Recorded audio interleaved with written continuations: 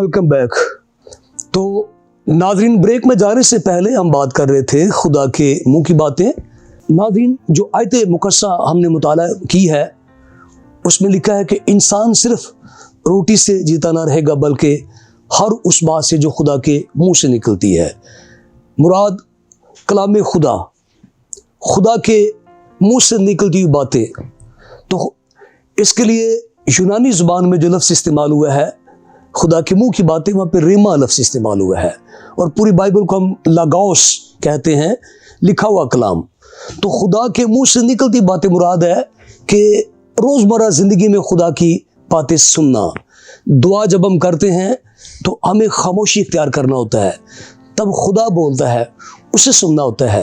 तो बाइबल मुक़द्दस एक बुनियाद है, फाउंडेशन है, लेकिन हर रोज़ के लिए खुदा का कलाम हासिल करना, तो मसीह ने वही लफ्ज़ इस्तेमाल किए हैं कि मुकस्सों को, रासबाज़ों को कलाम मुक़द्दस से सिर आसूदा होना है ताकि वो इब्लीस का मुकाबला कर सके। तो अब मज़ीद सीखेंगे खुदा के मुंह की बातें, और इसके लिए मैं गुजारिश करूँगा ब्रदर मरकज़ असगर साहिब से कि हमारे नाज़रीन को ये बताएं कि खुदा के मुंह की बातें क्या होती हैं। जी ब्रदर जी। सबसे पहले मैं आपका और खुदा बाप का शुक्रगुज़ार हूँ, होशना टीम का भी, और बेहद शुक्रगुज़ार हूँ कि जिन्होंने ये मुझे मौका दिया कि मैं आपके साथ मिलकर खुदावंद के पाक कलाम की मुनादी कर सकूँ। हम कलाम खुदा की तरफ बढ़ेंगे और मैं एक बार फिर से इस आयत मुबारका को तिलावत करना चाहूँगा। उसने जवाब में कहा, लिखा है कि आदमी सिर्फ रोटी ही से जीता ना रहेगा बल्कि हर बात से जो खुदा के मुंह से निकलती है। जी, आज हम बात कर रहे हैं कि खुदा के मुंह की बातें यानी इल्हाम, खुदा की सांस, ठीक है, लेगोस, यानी कि खुदा ने जो कुछ कह दिया वो कलाम हो गया, खुदा के मुंह की बातें हो गई। ठीक है। जब हम देखते हैं कि उसने जवाब में कहा, लिखा है, लफ्ज़ जब लिखा पर गौर करते हैं तो ये यूनानी ज़ुबान में जब हमें लफ्ज़ लिखा को देखते हैं तो इसके लिए जो वर्ड इस्तेमाल हुआ है वो वर्ड है ग्रिक्टा। और इसका जब हम मुताला करते हैं तो वहाँ पर इसका मुताला में लिखा है कि कामिल फ़ेल, एक कामिल फ़ेल यानी कि कभी ना तब्दील होने वाला, कभी ना बदलने वाला।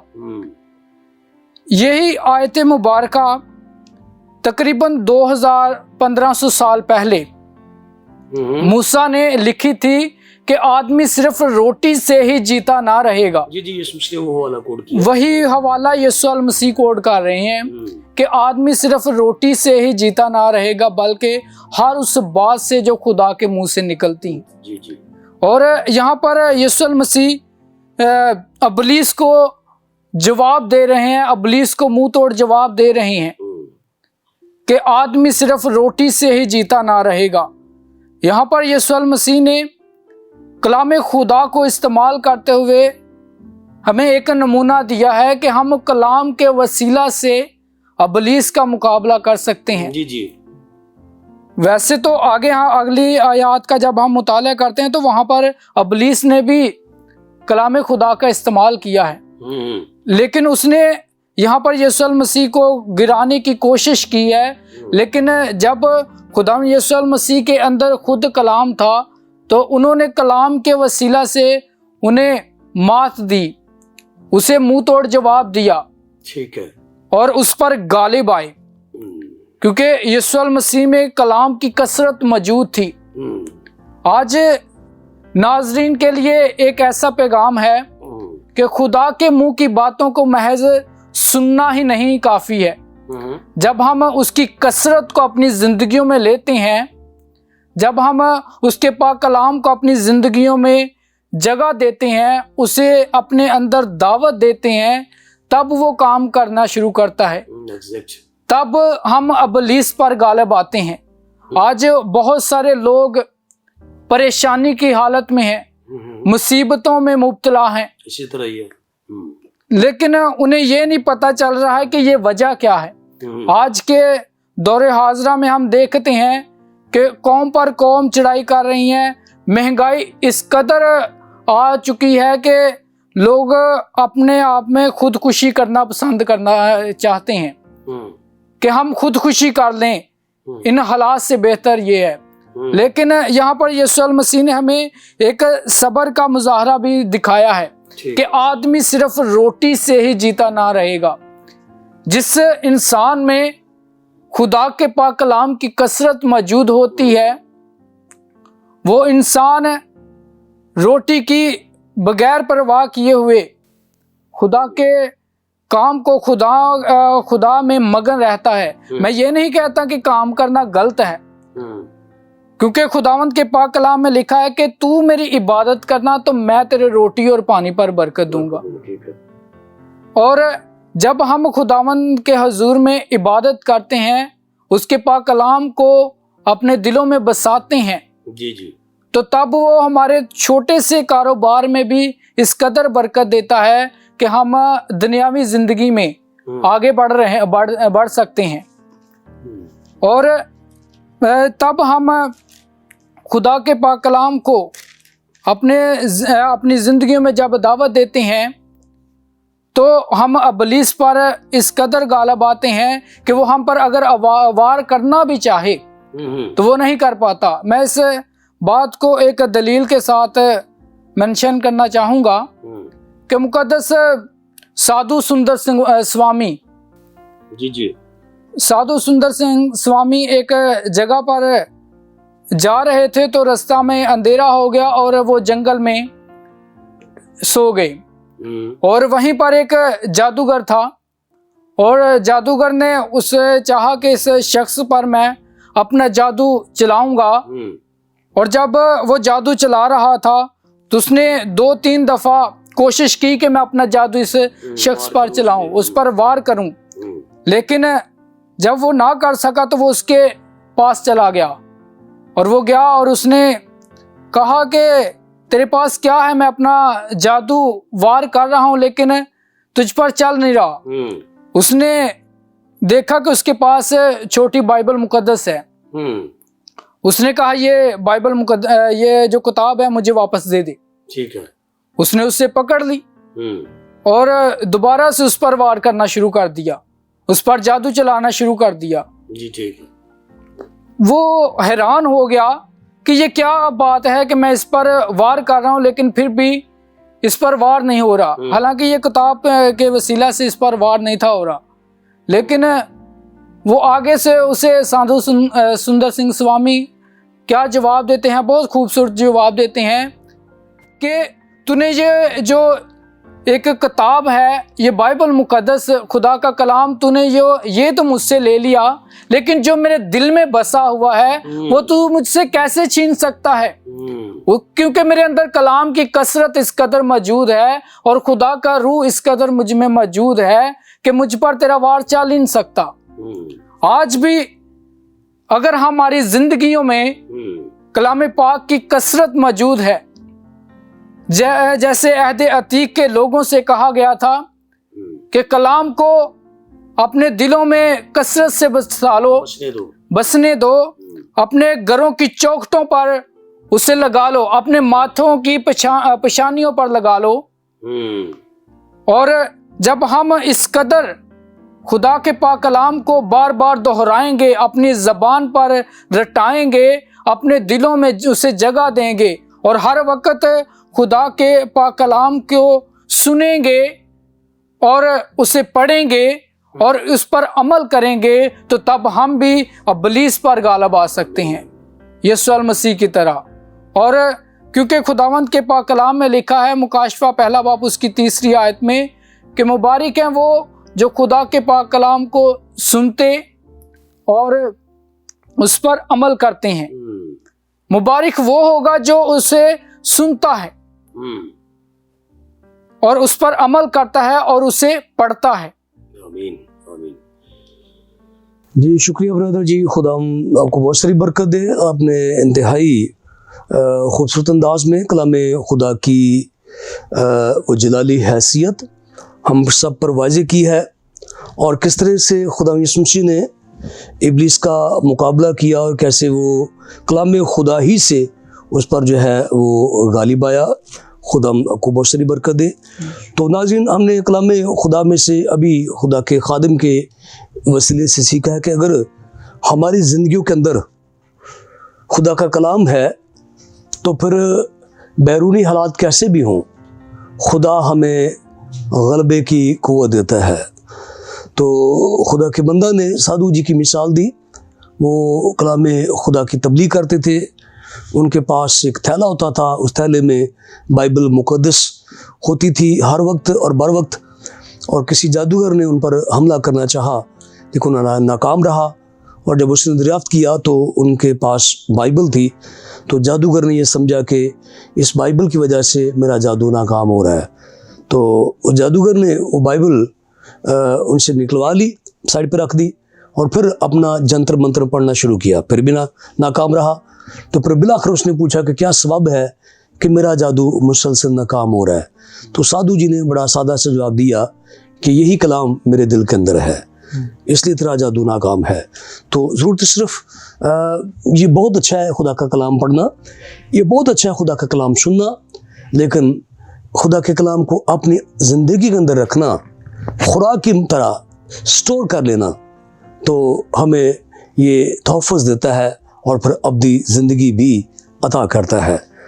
हम मज़ीद सीखेंगे, और मैं दरख्वास्त करूँगा जनाब नजमुल फ़ख्र साहब से कि कलाम खुदा में से आज का जो हमारा मौजू है, खुदा के मुँह की बातें, इस हवाले से हमारी रहनुमाई करें। जी ब्रदर जी। जी ज़रूर। सबसे पहले मैं खुदा का शुक्रगुज़ार हूँ कि उसने मुझे फिर से ये मौका फ़राहम किया कि मैं आप सबों के साथ मिलकर खुदा के कलाम की कीमती, अमीक और मीठी शीरी बातों को अपने लोगों तक पहुँचा सकूँ। जी। खुदा की शुक्रगुजारी करते हैं। इससे पेशतर के खुदा के मुँह की बातों के मुतल्लिक अपने नाजरीन को मसीह में अजीज़ बहनों और भाइयों को कुछ बताया जाए, मरकज़ी आयत तलावत करना चाहूँगा।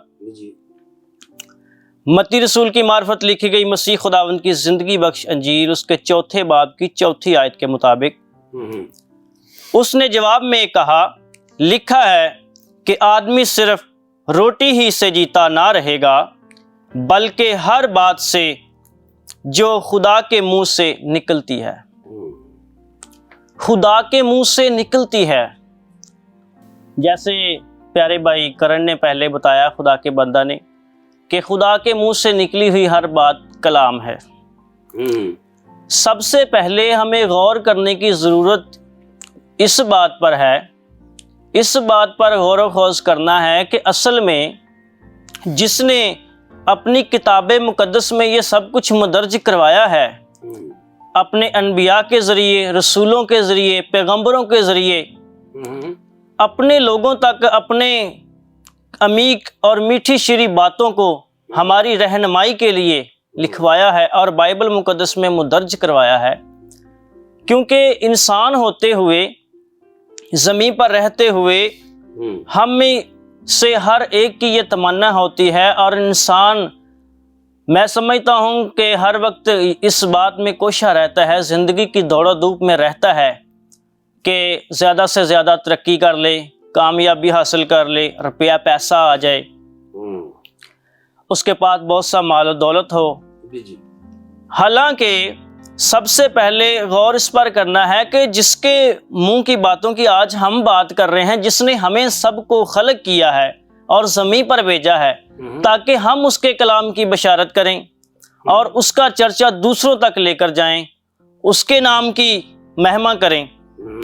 जिसने हमें, जो हमारा कारीगर है, तख्लीक किया है, बजाय इसके कि हम उसके मुंह की बातों को सुने, हम अपनी से कहना पसंद करते हैं और अपनी वो तमाम तर बातें, अपने वो तमाम तर फैसला जात दूसरों पर थोपते हैं और दूसरों तक पहुंचाने की कोशिश करते हैं कि नहीं, ये तरीका गलत है, ये तरीका सही है, ऐसा नहीं, ऐसा। आया कि जिसने हमें बनाया है, तख्लीक किया है, वो हमें बेहतर तरीके से, बेहतर तौर पर जानता है। हमें उसके मुंह की बातों पर गौर करने की ज़रूरत है। जी। क्योंकि मैं यहाँ एक मिसाल देना चाहूँगा। जैसे एक किसान बीज बोता है, ठीक है। पहले ज़मीन को तैयार करता है, इस काबिल बनाता है कि जब उसमें बीज बखेरा जाए तो उसकी देखभाल की जाए तो वो बराबर हो और बहुत सा फल लाए। यहाँ नताइज क्या देखने को मिलते हैं और ज़रूरत क्या है देखने की? उस किसान की तमन्ना ये है कि उसने जो बीज बोया है वो इस बिना पर बोया है कि आया वो वक्त पर फलेगा और बहुत सा फल लाएगा। ठीक है। उसकी उम्मीद क्या है जी? फल पर, कि बहुत सा फल पैदा होगा, अच्छा बीज बोऊंगा, अच्छी देखभाल करूंगा। इसी तरह बाइबल का जिंदा, हतमी, ला तब्दील और अब्दुल आबाद तक कायम और दायम रहने वाला खुदा भी अपने बरगज़ीदों से जिसने हमें खलक किया है कुछ ऐसी ही तमन्ना रखता है कि मैंने तुम्हें खलक किया है, तुमने मुझे नहीं। जैसे जिस्मानी लिहाज से देखें इंसान होते हुए कि हमारे वालिदैन की वजह से हम दुनिया में आए, ना कि वो हमारी वजह से दुनिया में आए। ठीक है। इसी तरह जो हमारा आसमानी बाप है यानी खुदावंद खुदा, हमें उसकी मुंह की बातों पर गौर करना चाहिए, ना कि दूसरे मशावरों की तरह दूसरे दुनियावी मामलात में रुझने की बजाय धन दौलत के पीछे, रोज़ की रोटी के पीछे, लालच के पीछे। आइए किताब मुकद्दस से मज़ीद देखते हैं कि इसके मुतल्लिक हमें सीखने को क्या मिलता है। जी। मत्ती रसूल की मार्फत लिखी गई मसीह खुदावंद की ज़िंदगी बख्श इंजील, उसका 13वां बाब और उसकी 19वीं आयत। जब कोई बादशाही का कलाम सुनता है और समझता नहीं तो जो उसके दिल में बोया गया था उसे वो शरीर आकर छीन ले जाता है। ये वो है जो राह के किनारे बोया गया।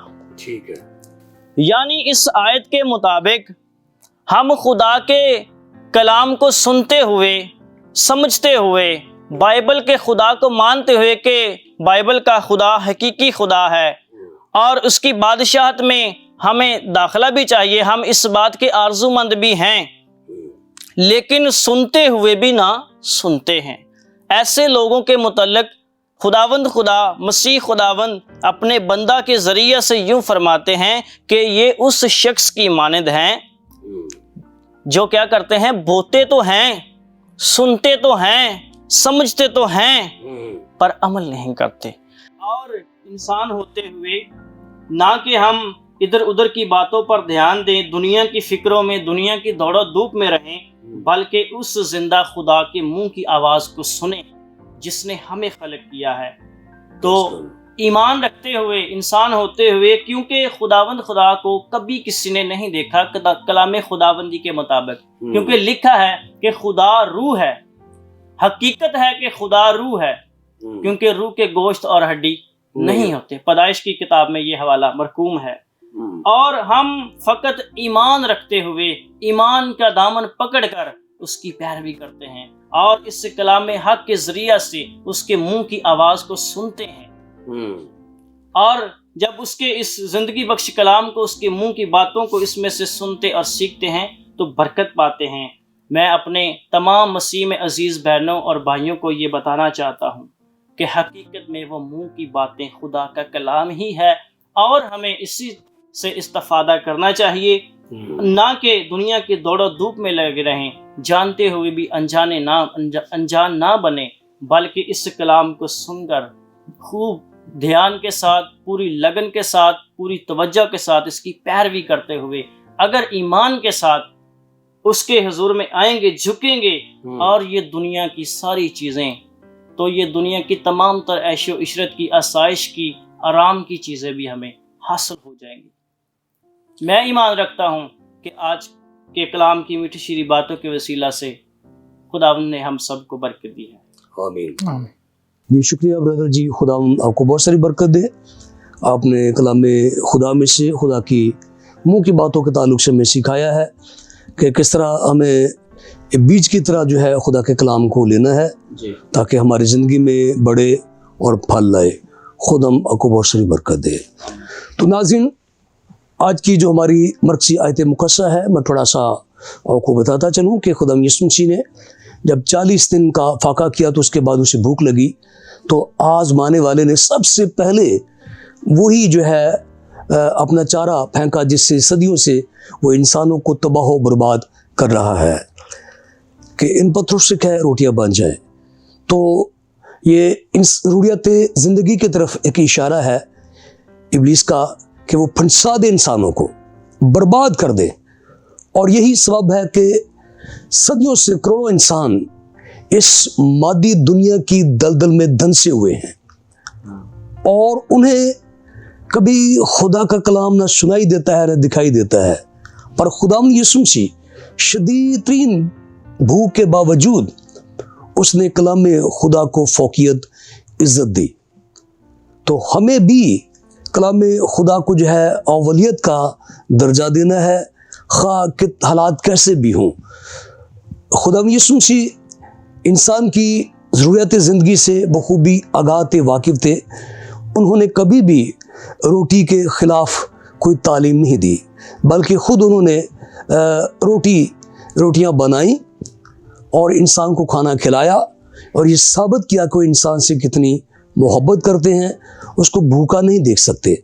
लेकिन उस वक़्त खुदा यीशु मसीह को खुदा को बड़ा दुख होता है जब इंसान इन मादी चीज़ों की इतनी पैरवी करता है कि इन्हीं को अपना खुदा बना लेता है और खुदा के कलाम से मुंह फेर लेता है। तो हमें कलाम खुदा को इज़्ज़त देनी है, क्योंकि दुनिया में बहुत सारी चीज़ें, यहाँ पर रोटी जो लफ्ज़ इस्तेमाल हुआ है, इससे मुराद सिर्फ गंदम की, जौ की, बाजरे की रोटी का ही का सवाल नहीं है, बल्कि तमाम ज़रूरत ज़िंदगी है जिसमें रोटी, कपड़ा और मकान एक बड़ा जो है वो नारा है। कार्ल मार्क्स वो शख्स है जिसने दुनिया में दहरियत की बुनियाद रखी, कम्युनिज्म की बुनियाद रखी और इंसान को उसने रोटी और कपड़े और मकान के पीछे लगा दिया। कोई शक नहीं कि लोगों ने रोटी, कपड़ा और मकान तो हासिल कर लिया, लेकिन बेशुमार लोग अब्दी ज़िंदगी से महरूम हो गए। अगर हम कलाम में खुदा को इज़्ज़त देंगे तो यीशु ने वादा किया कि वो परिंदों को खिलाता है, वो हैवानों को खिलाता है, तो तुम्हारी भी फिक्र करता है। इसलिए हमें पहला दर्जा जो है वो खुदा के मुंह की बातों को देना है। वो चर्च में, कन्वेंशंस में, रूहानी इज्तिमा में, जहाँ भी मौका मिले हमें सबसे पहले खुदा के कलाम को दर्जा देना है ताकि हम अब्दी ज़िंदगी हासिल करें। इस कलाम के वसीले से मैं ईमान रखता हूँ कि आप सब ने बड़ी बरकत पाई है। जुड़े रहिए होशाना टीवी से और बाखबर रहिए कलाम मुक़द्दस की इन गहरी अमीक बातों से और मुकाशिफात से, ताकि आप शख्सी, ख़ानदानी और कलीसिया एतबार से तरक्की करें। अब इजाज़त दें अपने होस्ट पास्टर पतरस सदीक को। अब मिलते हैं एक नए प्रोग्राम के साथ। खुदा आप सबको बड़ी बरकत दे। आमीन।